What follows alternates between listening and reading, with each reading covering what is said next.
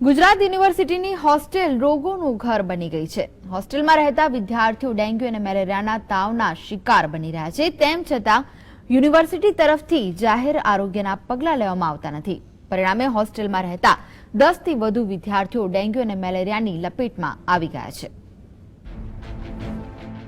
ગુજરાત યુનિવર્સિટીમાં રાજ્યના અલગ અલગ શહેરોમાંથી વિદ્યાર્થીઓ અભ્યાસ અર્થે આવે છે, પરંતુ આ વર્ષે વિદ્યાર્થીઓ ચોમાસા બાદ હોસ્ટેલમાં ફેલાયેલા રોગચાળાથી ત્રાહિમામ પોકારી ગયા છે।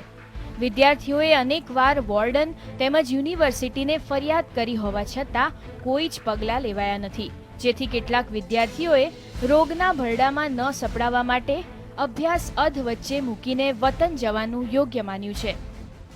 હોસ્ટેલની જે ગ્રાઉન્ડ ફ્લોર છે એના જોડે તમે ખાડામાં પાણી ભરાઈ રહે અને જેનાથી મચ્છર ઉત્પન્ન થાય અને છોકરા બીમાર પડે, તો એ સાફ સફાઈ ગવર્મેન્ટ એટલી ગ્રાન્ટ આપે છે તો પણ વીસી કોઈ પગલાં લેતા નથી અને દર વર્ષે આ પ્રોબ્લેમ હોય છે અને થોડુંક પણ વરસાદ પડે તો અહીંયા પાણી ભરાઈ જાય છે, જેનું કોઈ નિકાળ જ નથી। હોસ્ટેલમાં 1000 વિદ્યાર્થી રહે છે જે બિલકુલ દયનીય સ્થિતિમાં રહે છે। રૂમના બહાર લોબીમાં કોઈ સફાઈ થતી નથી।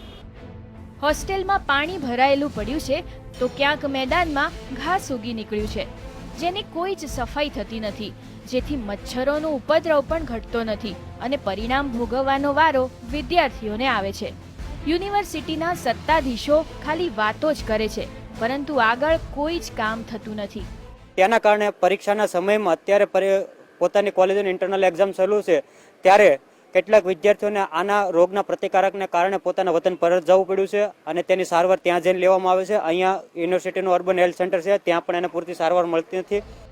હોસ્ટેલમાં રહેતા વિદ્યાર્થીઓ જરૂરી તમામ ભાડા અને ખર્ચની રકમ યુનિવર્સિટીને ચૂકવે છે, તેમ છતાં પણ તેમને અસુવિધાઓનો સામનો તો કરવો જ પડે છે, જેથી જ વિદ્યાર્થીઓ ડેન્ગ્યુ અને મેલેરિયા જેવા રોગની લપેટમાં આવે છે।